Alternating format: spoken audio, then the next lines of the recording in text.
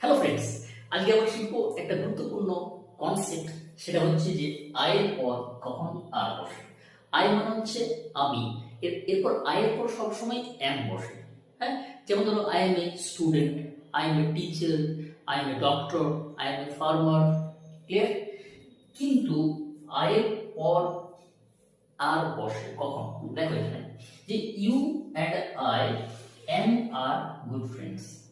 তুমি এবং আমি ভালো বন্ধু। এখানে দেখো আয়ের পর এম কিন্তু বসবে না, কি বসবে? আর। You and I are good friends.